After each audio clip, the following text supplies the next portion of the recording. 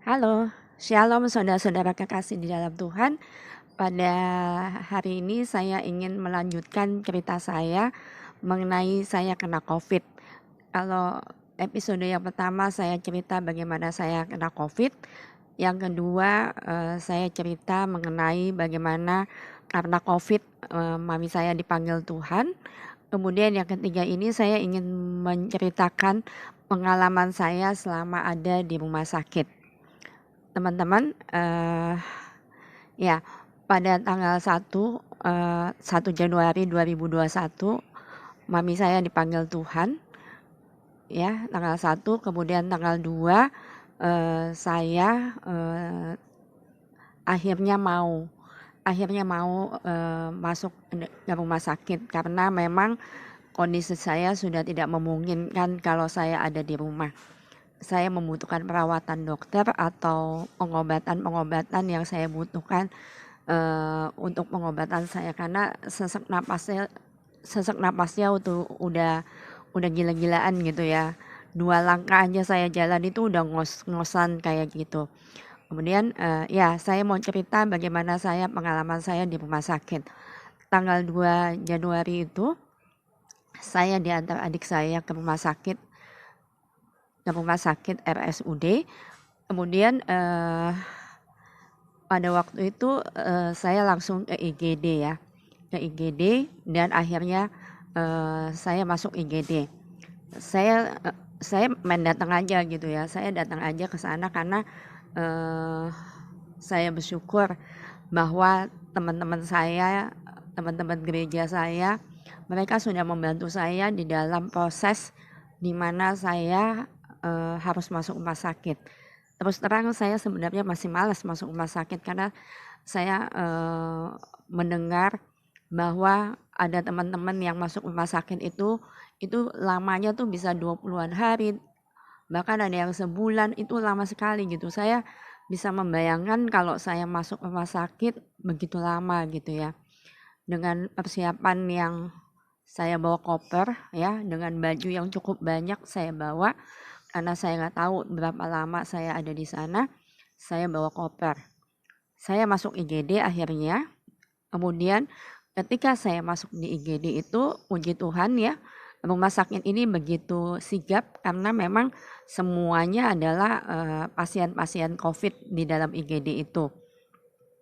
Saya ditaruh alat untuk infus dan segala macam, kemudian saya diinfus, kemudian saya diperiksa, dikasih obat dan sebagainya. Selama 2 hari saya di IGD karena memang rumah sakit ini rumah sakit COVID dan semua orang itu begitu banyak orang-orang yang dirawat di sana. Sampai 2 hari itu saya di IGD aja karena memang full gitu ya. Saya nggak bisa masuk kamar karena di IGD nggak ada kamar yang kosong gitu ya. Saya menunggu ada orang pasien yang keluar baru saya bisa masuk. Selama 2 malam saya tidur di IGD. Kemudian malam yang ketiga saya mendapat kamar. Puji nama Tuhan, saya bersyukur sekali saya boleh pindah ke kamar karena ya memang nggak nyaman di IGD walaupun karena rame gitu ya. Orang tuh nggak full tidur, kalau malam tidur semua enggak. Tapi banyak yang lalu lalang, pemeriksaan itu dilakukan waktunya juga jam 2 pagi, jam 3 pagi, bahkan bisa saja jam 4 pagi itu dibangunkan untuk disuntik atau gitu ya. Itu pengalaman saya di IGD gitu ya, bolak-balik saya melihat orang masuk kamar, kemudian banyak juga yang menunggu di IGD untuk mendapatkan kamar. Ya, malam yang ketiga saya masuk kamar, saya mengucap syukur saya bisa tidur. Memang selama di IGD tidur saya nggak nyaman, tapi pas waktu saya ada di kamar itu saya lelap sekali. Tidur sampai pagi 5:30 dibangunkan karena saya mau disuntik, mau dikasih obat dan sebagainya. Ya, selama saya masuk rumah sakit 2 malam di IGD, Kemudian 10 hari, 10 malam, 10 hari lah kurang lebih, saya ada di kamar. Selama 10 hari itu ngapain aja, teman-teman, saya memang dipakein oksigen gitu ya. Sesak napas saya tuh udah lumayan mendingan gitu ya. Kalau 2 malam kemarin di IGD itu, saya ke kamar mandi aja itu, aduh, rasanya napasnya udah di leher gitu ya. Tapi malam ketiga saya udah mendingan, saya bersyukur kepada Tuhan karena sesak napas saya masih ada, tapi saya ke kamar mandi itu bisa lumayan lama nggak masalah gitu ya. Ini saya mengucap syukur sekali karena proses penyembuhannya saya merasakan bahwa itu ada gitu ya. Ini mungkin karena obat, karena infus dan sebagainya. Selama 10 malam di kamar, 10 hari di kamar, apa yang saya lakukan? Ya, saya sebagai orang Kristen yang percaya kepada Tuhan Yesus sebagai penyelamat saya mau bergantung sepenuhnya kepada Dia. Apa yang saya lakukan? Ya, saya banyak berdoa di sana ya. Saya banyak berharap kepada Tuhan.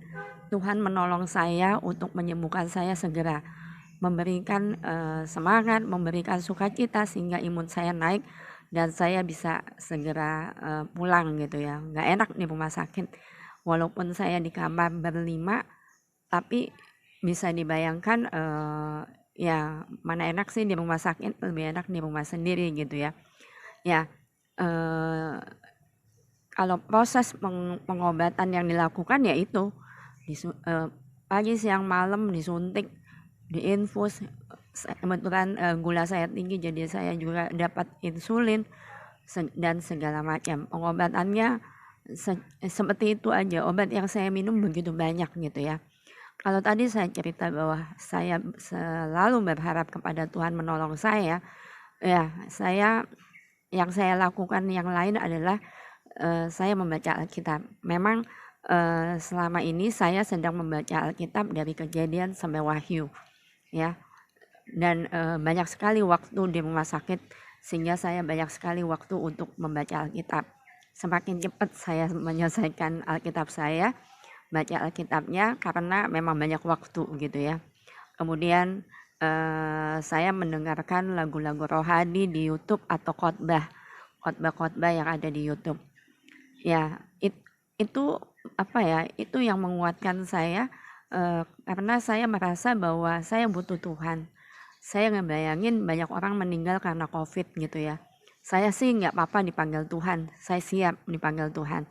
Tapi saya merasa bahwa kok COVID gitu ya. Kemarin mami saya dipanggil Tuhan karena COVID aja saya rasanya pengen marah gitu ya. Kenapa mami saya harus kena COVID gitu ya. Akibatnya mami saya tidak harus dikremasi dan dikubur. Baru abunya baru kita makamkan di tempat di mana memang udah tersedia gitu ya. Sebenarnya kita nggak ada yang pingin mami saya itu dikremasi. Saya ingin mami saya dikubur dengan sebagaimana mestinya.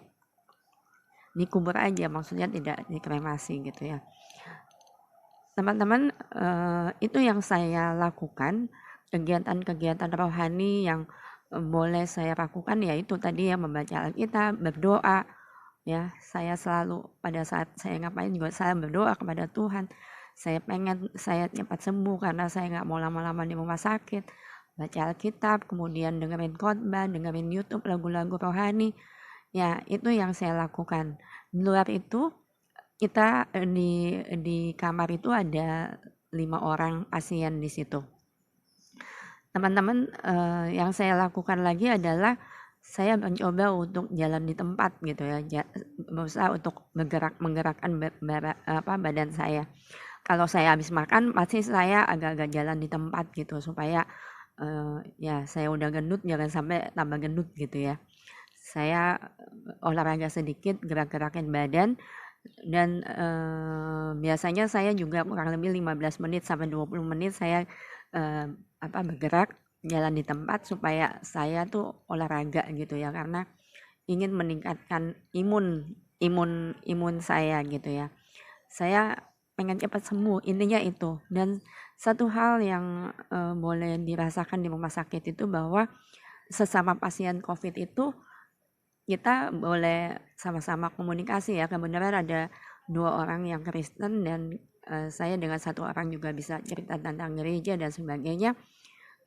Dia orang Betawi tapi dia masuk Kristen, itu luar biasa cerita yang dia ceritakan kepada saya juga, itu luar biasa bagaimana dia mau menjadi pengikut Tuhan dengan cara demikian gitu ya.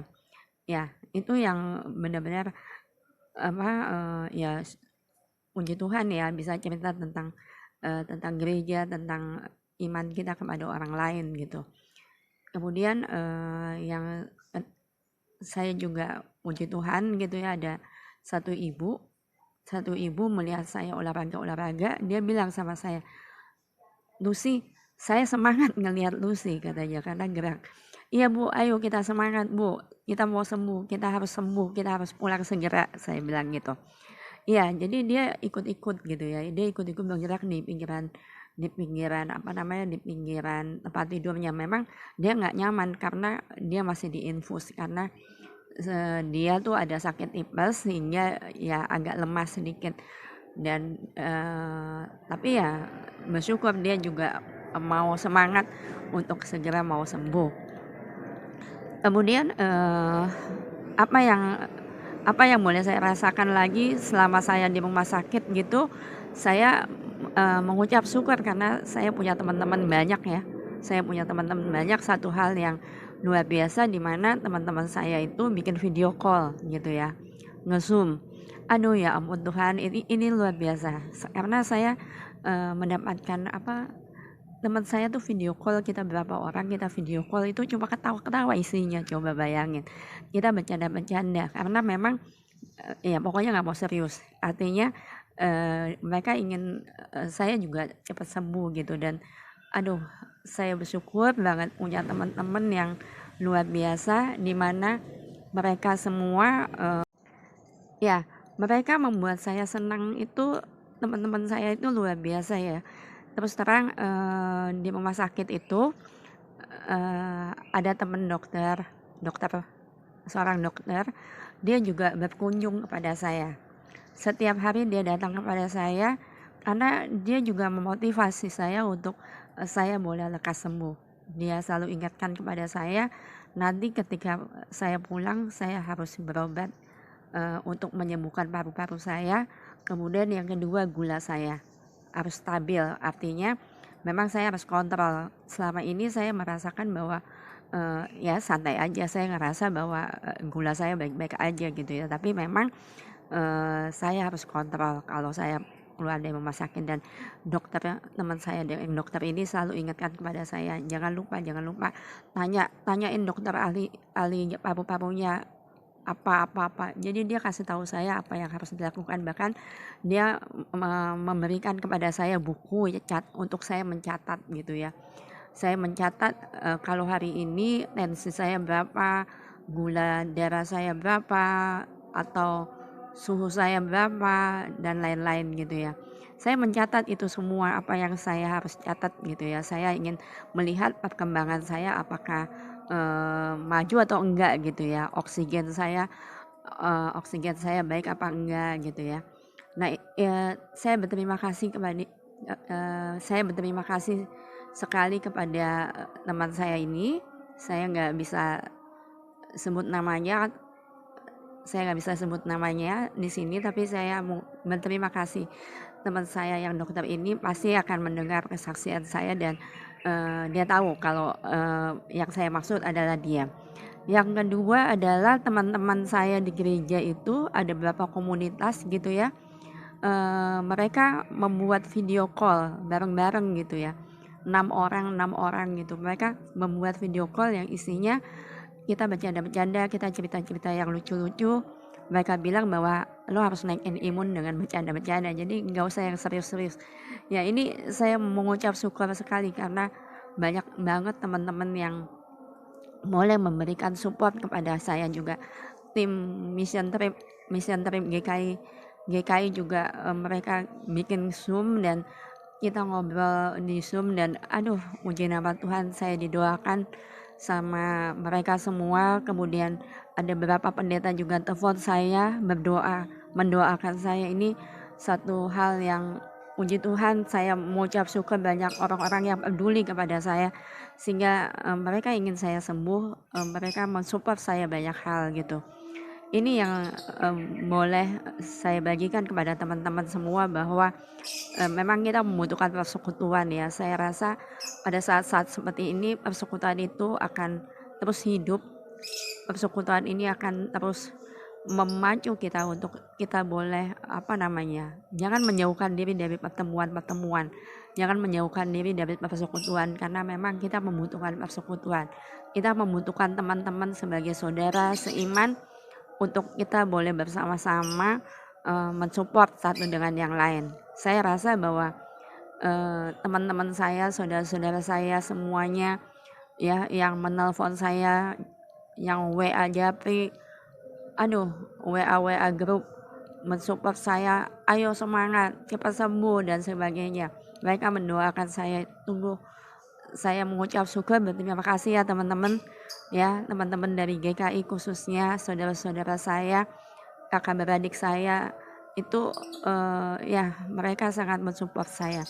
Apa yang saya butuhkan pada saat itu dikirim gitu ya. Banyak yang kirim makanan, tapi sayangnya hari yang berapa saya harus komitmen untuk tidak makan sembarangan karena memang gula saya tinggi, jadi saya harus puasa. Saya nggak boleh makan sembarangan. Ya, itu yang saya lakukan selama di rumah sakit. Yang jelas dokter ahli gizi aja sampai membantu saya untuk mengontrol gula darah saya dengan makanan-makanan yang dia berikan. Kemudian ahli paru juga dia datang, penyakit dalam mereka datang untuk memang sih nggak terlalu pengaruh ya, karena nggak tahu maksudnya mereka datang nggak periksa dan macam-macam, juga menjaga jarak dengan saya. Mereka cuma tanya gimana perasaannya, apa yang dirasa sekarang. Ya itu juga mensupport saya juga bisa bertanya apa yang yang ada di dalam pikiran saya.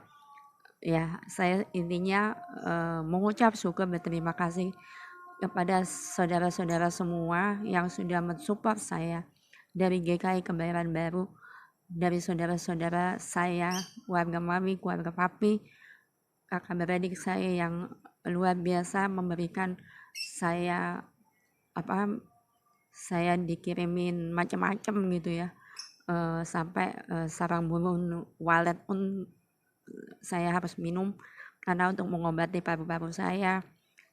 Air jahe, kelapa muda, apalah itu yang nggak enak banget, tapi saya harus minum obat-obatan dan segala macam. Puji nama Tuhan ya,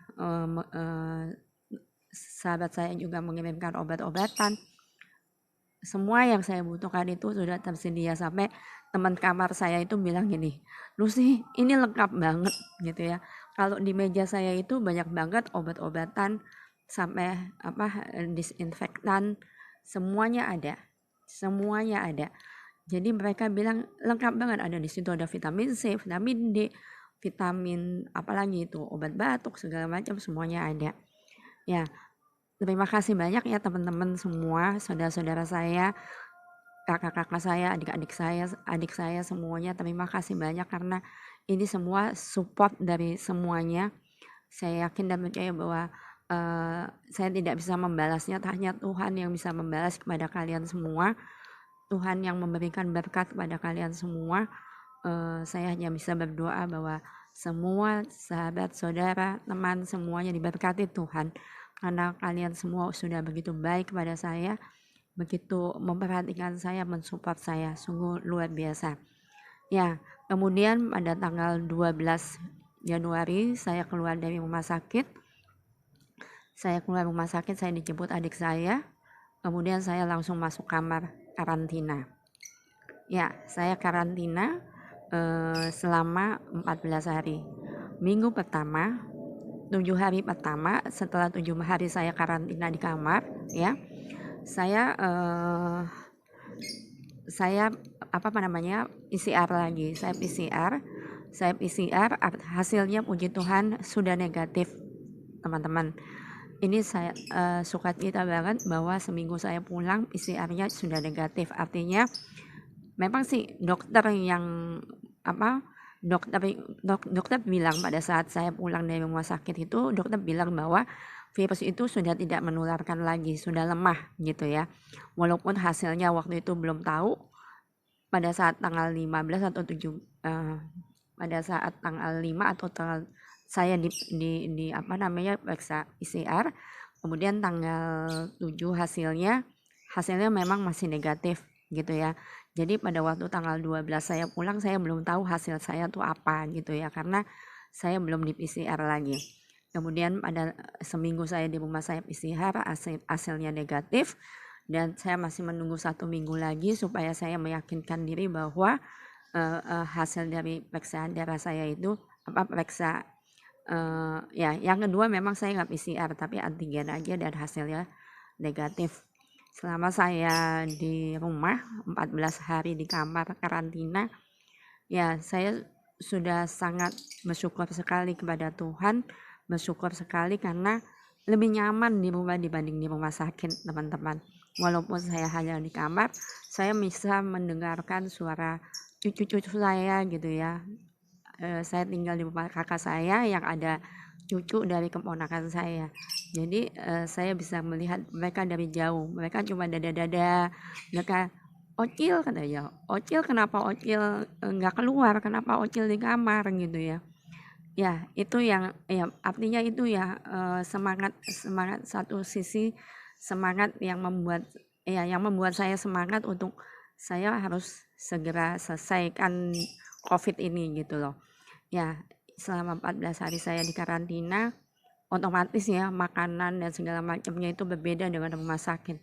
Ini yang menggairahkan saya juga sih, karena selama di rumah sakit saya benar-benar makanannya diet gitu ya. Makanannya itu lagi, tapi saya harus makan karena intinya saya mau sembuh. Jadi memang berbeda makanan di rumah dan di rumah sakit.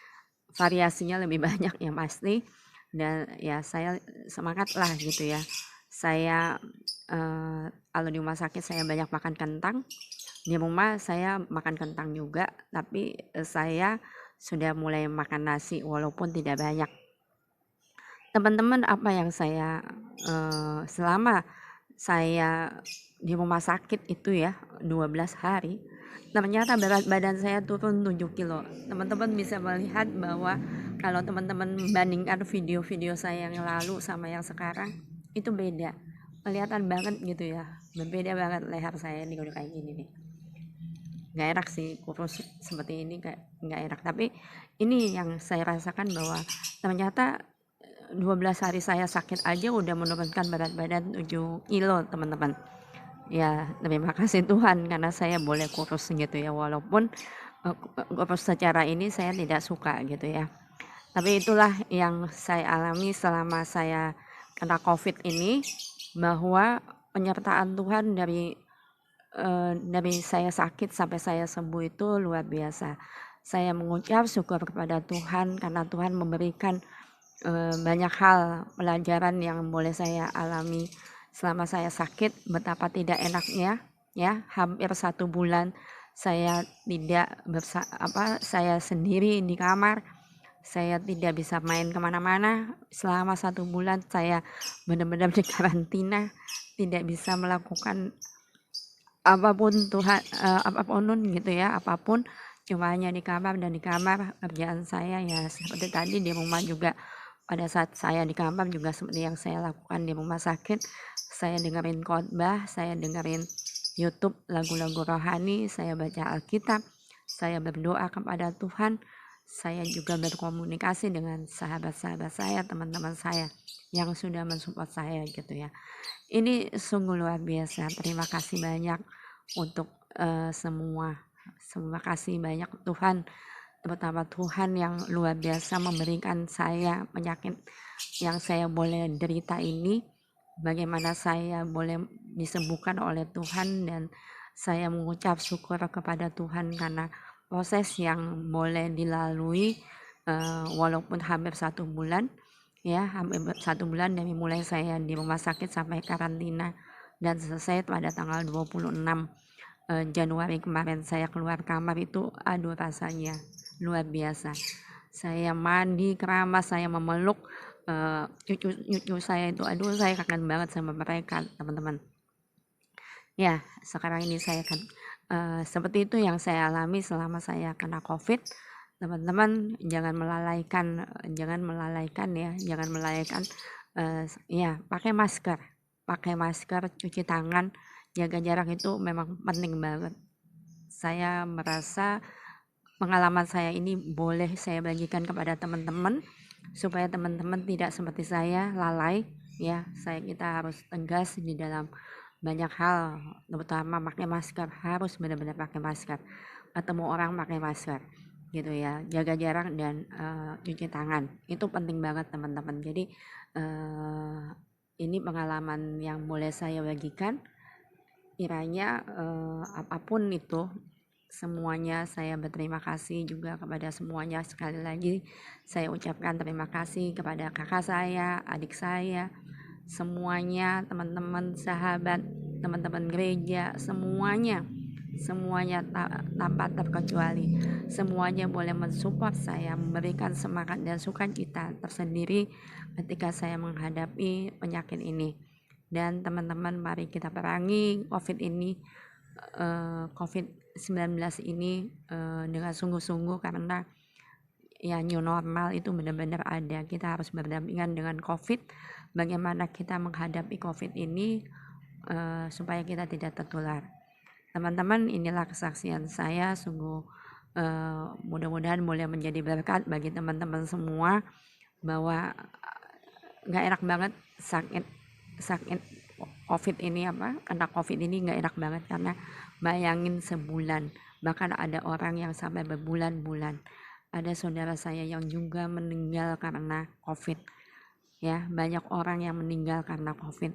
Mari kita menjaga semuanya, saling menjaga supaya tidak menularkan atau ditularkan. Terima kasih teman-teman, Tuhan berkati kita semua. Biarlah kesaksian ini boleh menjadi berkat bagi semua yang mendengar video ini. Jangan lupa teman-teman, kalau teman-teman suka, jangan lupa di like, di subscribe yang belum di subscribe, di share, dibagikan kepada teman-teman yang lain sehingga ini boleh menjadi berkat. Kalau perlu juga teman-teman boleh mengkomen ya, memberikan komen di dalamnya.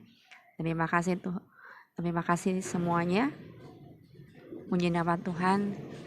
Sampai kita ketemu lagi di video selanjutnya. Shalom. Dadah.